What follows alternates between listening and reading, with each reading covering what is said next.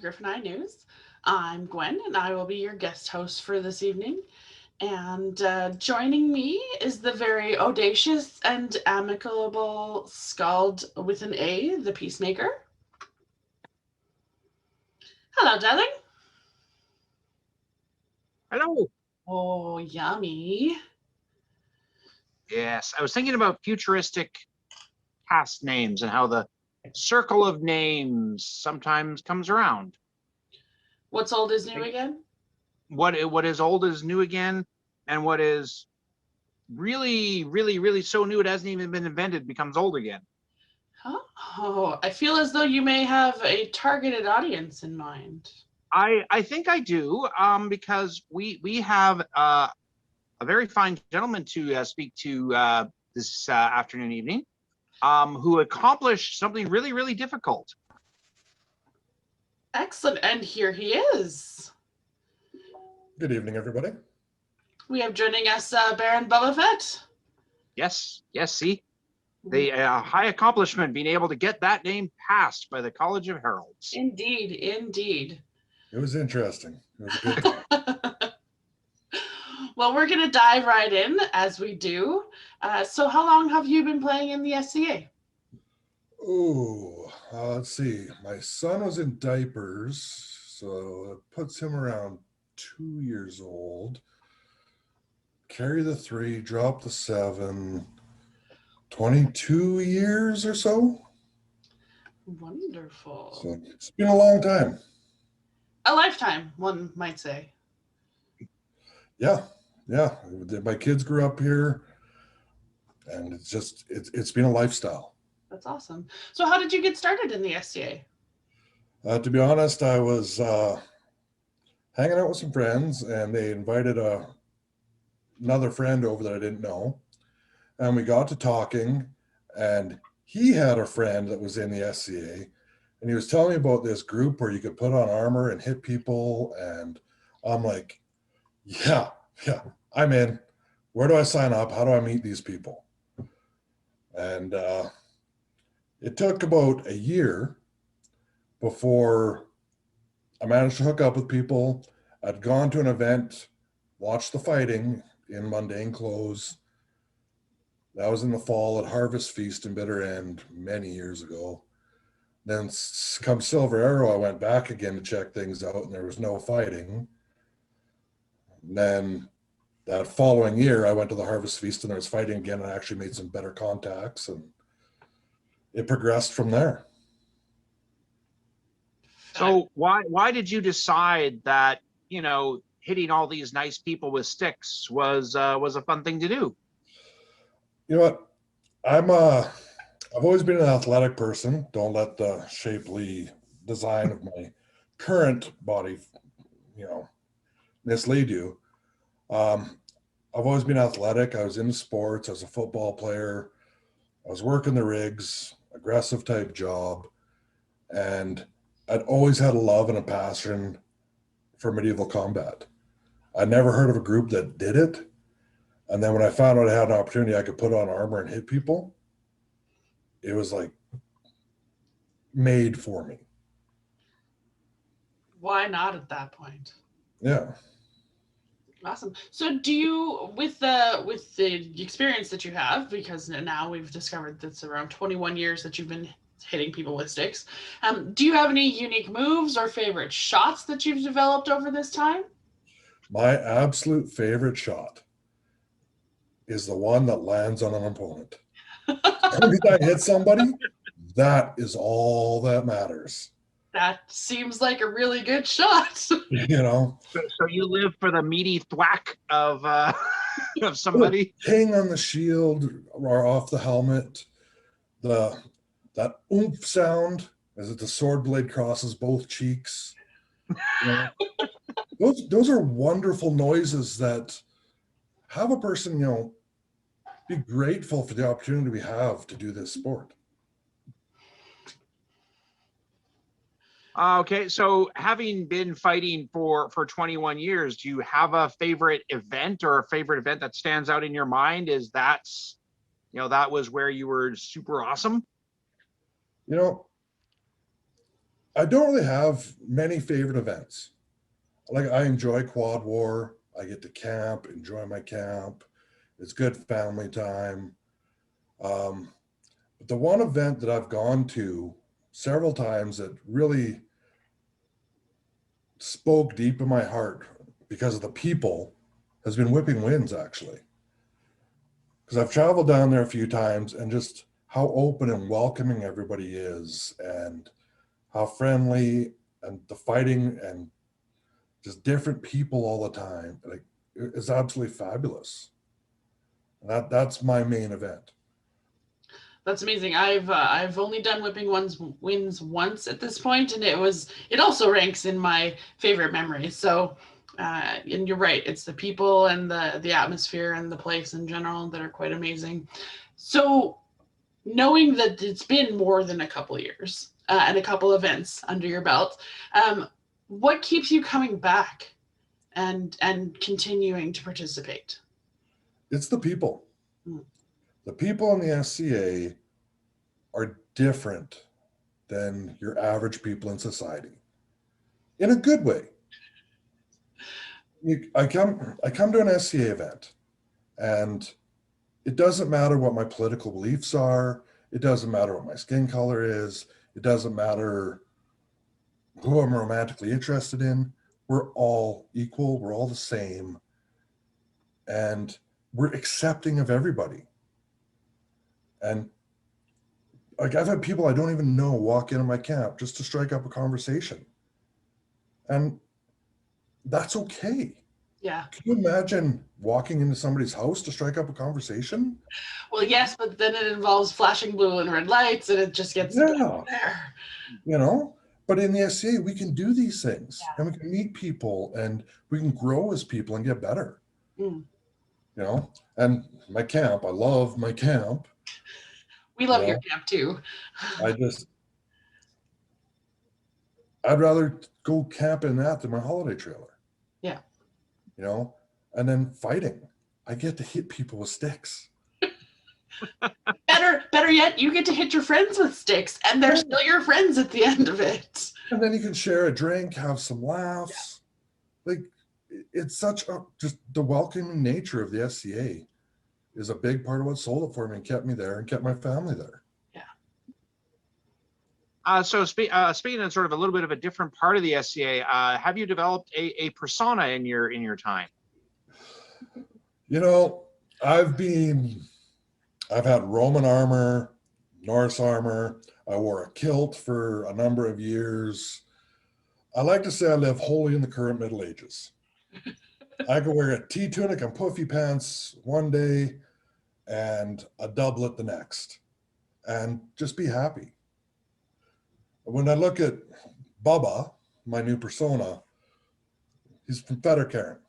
Fettercarin's a small town south, a little bit south, I believe it is Aberdeen in Scotland. Aberdeen? Maybe. I don't know. I gotta check the map. And I'm trying to take those steps. Mm-hmm. I don't ever see me getting an award for persona development. It's like not on the radar. So with living in the multitude of current Middle Ages, how has that affected your fighting style? Not at all. I take a look at fighting as a sport. When I first stepped out there, I had in my mindset, if I die on the field, if I was actually in history, I would have died. Right. And that slowly evolved into this is a competitive sport. And through that, my armor developed and changed, smaller, lighter, faster. And it just, the sport aspect and being competitive with some of the big guys out there was more important to me than being period in my kit versus my persona, and just allows me to do pretty much whatever I want. Okay. So with the SCA, have you engaged in any other aspects like I don't know, building a super nice period camp, rapier, artistic pursuits, anything like that? I would love to take credit for that camp. I work hard. I spent the money to buy some tents.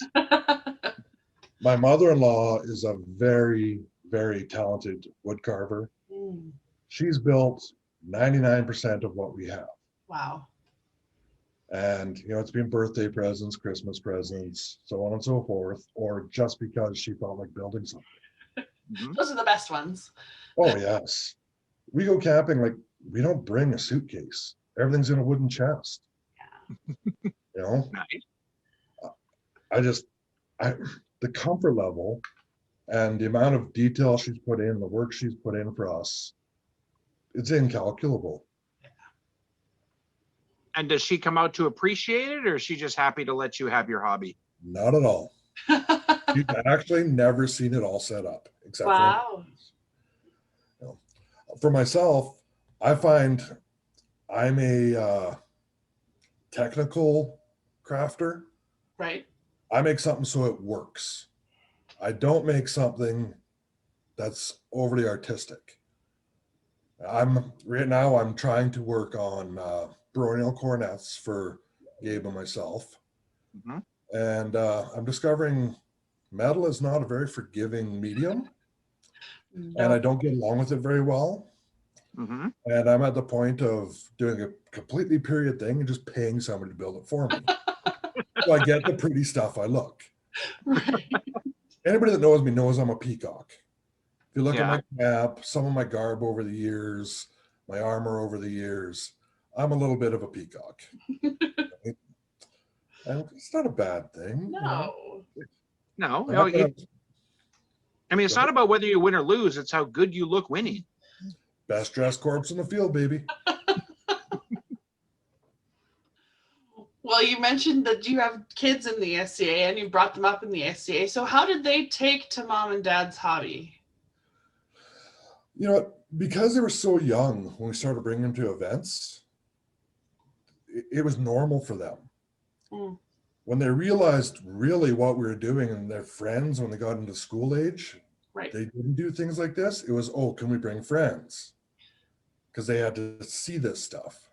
And we did that a few times over the years. But when, my son and daughter, it came to the point of, well, you guys are fighting. How come we don't get to fight? Because they had heard about youth combat down in Ontier. Right. So I was like, okay, what do I do? So I got in touch with the Kingdom Earl Marshal in Ontier and got the contacts. And basically, I got a senior youth combat marshalate over the telephone while I was working on a rig down in Pincher Creek. Nice. I spent an hour and a half on the phone with the gentleman. He mailed me a card making me a senior marshal. And I outfitted my children. A couple others got suited up. And pretty much where youth combat started in Avacal at that time, because there wasn't anything. Mhm. And as they grew with it and enjoyed it. Mm-hmm. And then, of course, they got into their own interests and then drug me down the rabbit holes. And So it's a two-way street then. very much so.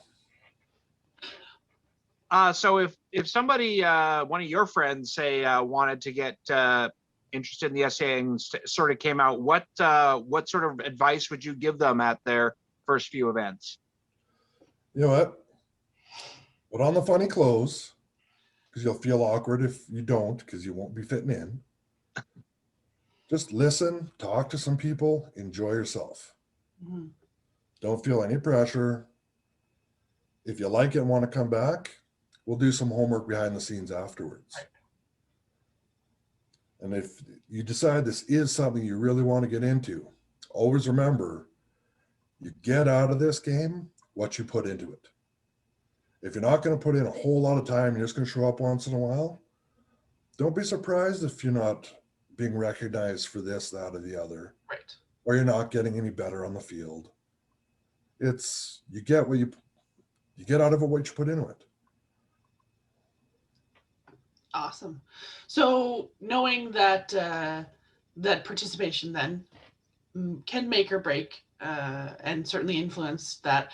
Are you currently in service to anyone, or is anyone in service in your general family? Um, I'm squired to His Excellency Viscount Sir Mercat McCardle. I've been squired to him for, I was skinny back then, so it's been a long time. I think if I go through like the active squires in Avacal, like guys and ladies that come out on a regular basis, Mhm. I think I've been a squire longer than almost all of them. Somebody, the ancient squire of Avacal, There we go. right? But my knight doesn't play very often. We don't see each other it's very rare. Like it'll be years that go by. And he's kind of given me the freedom to do whatever I want. Right. Go be myself, have fun, join with really cool households like Primus Lupus and conquer the world, and just enjoy ourselves. My lady, Gabriel, she is protege to Baron Craig, or yeah, Baron, His Excellency. Mhm. And my kids both have kind of drifted out of the SCA at this point. Okay. So, well, my son's 24. Yeah. Yes, if you've been playing for 22 years and he was 2, that's 24. Mathing is hard. Right? Average. I'll drink to that. So in your years in the SCA, have you ever held an office of like a shire, baronial, or kingdom level? Well, I'll be honest, I've never held a baronial office because I've never had the pleasure of living in a barony. Okay. At the shire level in Bitter End, let's see. Knight Marshal 3, 4 times. Chatelaine. The first office I stepped into was Constable. Am I aging myself there? I figured I was enjoying so much in this game, I should take an office to give something back. I've been the Herald. I've been Seneschal twice. The second time they kind of kicked me out because I was the Sunshine Seneschal, and I had way too many big, bold ideas. And they were just like, no, I wanted the Shire to sit down and do a complete recreation of the Bayou Tapestry. That would have been very cool. Yeah. Amazing. Terrifying. Or draw Bitter End's history and do the whole thing like that. Like I thought that would be a fabulous idea. Others didn't. It seems as though it may be a rather gargantuan undertaking. Yes. Mind you, when Avacal was going kingdom, I walked into our Shire business meeting and said, let's put in a bid for both events. And everyone's like, both? No, that'd be way too hard. Like, look at this team we got in this branch. We can do this. And we talked them into it. And lo and behold, the first Avacal crown and the first Avacal coronation were both held in Bitter End. You know, the little shire that could. You know? And they were very fun events and very central for pretty much everybody. That was part of the master plan. Ah. SMRT. So as a person who's been in again for a lot of years, what changes have you seen since about, you know, AS30 when you started to the modern day, sort of pre-COVID? Pre-COVID. Yeah. I found that the SCA in Avacal has started to take itself a lot more seriously than we used to. It seems to me like maybe we've all just got a little bit older and there hasn't been enough of a young influx. Mm-hmm. Old as dirt. But it's a very more serious atmosphere. The quality of camps, of garb, of banners, pageantry has skyrocketed. And it's a beautiful thing to see. And when I show up, I remember showing up at Quad War, my very first Quad War. There wasn't a building on Merchants Row. I was camped on Merchants Row. Right? Yeah, that sounds like my first quad war, where I think I was in what is now Viking area was where I camped. Mhm. Yeah. And the battle was on what is now Merchants Row. Yeah. You know, and now you walk down Merchants Row at 2 a.m. with a full moon, Right. and you just get that magic feeling like you're there. Yeah. The dream comes back, and it's alive. You know, and so the growth that this beautiful principality kingdom, It used to be, and now it is. right? The growth that we've shown and the maturity that our branches and our populace have shown is the biggest change I think I've seen. It's amazing. So, speaking of amazing things, do you have favorite moments or memories that you'd be willing to share with us?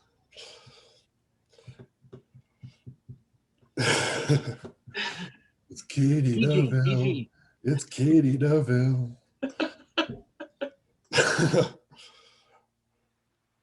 I got goaded into doing wench wars. Mm-hmm. It was not my choice. And so, okay, I did it.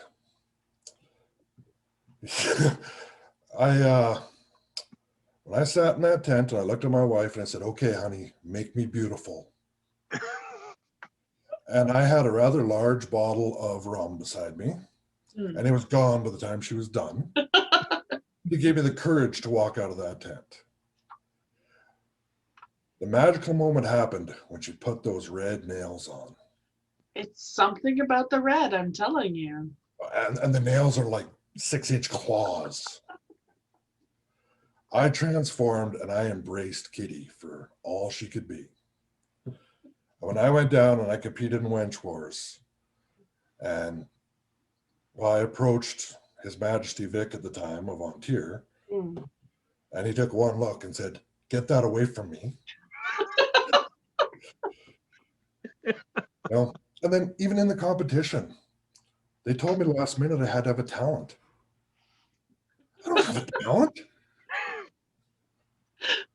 Thank goodness I had a pack of golf balls stashed in my truck and I found a junk garden hose in the garbage. Okay, let's do this. Mr. McLaren and myself came up with it, and I thought it was entertaining. Others might be a little offended, but I've never been the most PC person on the planet. For the week. That was actually one of my favorite memories in the SCA. And the text I got from my daughter, who was off in an air cadet camp in Manitoba at the time, whose friends saw pictures of it before she did. Right? There's so many. The infamous vomit comets. Those were fabulous trips down to Ontier. Stuff 50 people in a bus, leaving from a bar in Calgary at midnight. That was a wonderful idea. Because what could go wrong? Oh, it wasn't bad. Those trips cemented friendships and like bonding. They were just great to be on and be part of. There's so many fond and good memories, and there's also a lot of dark ones too. But when the good ones outweigh them, say again. Well, 20 plus years, it would be strange if there weren't. Oh yeah. Yeah. As long as the good ones outweigh the bad ones, we're winning. And that's what. Absolutely. So do you have any final comments for our audience, for Avacal, for the known world? You know what? Be true to yourself in this game. Put your life before the SCA. We all have to. This is a hobby at the end of the day, and it very much encompasses a huge part of our lives. But don't be willing to put your own life, financial stability, everything at risk just to partake in the SCA. Right. The game is always going to be there. the SCA, the family, the feeling is always going to be there. I've had to take breaks before where I haven't been around for a year. It happens. When you come back, the people are still there and they're still your friends. And they don't bat an eye that you were gone and you came back. Right? And there'll be some new faces that you get to meet and spend some time with and get to know. And that's the beauty of what the SCA is. It's always going to be there for us. We just have to make sure we got its back to protect it. So if your membership is lapsed, get your membership. Good advice, Your Excellency. But I stole it from Vic years ago, so. Awesome. Well, thank you so much for joining us this evening. It was lovely to have the conversation and the fellowship. And I look forward to experiencing your encampment in person in the Anytime. hopefully near future. And we will see you around the fireside. And that is it from Griffin Eye News. Have a good night, Thank everybody. you. You guys have a great evening. Thank you. Bye.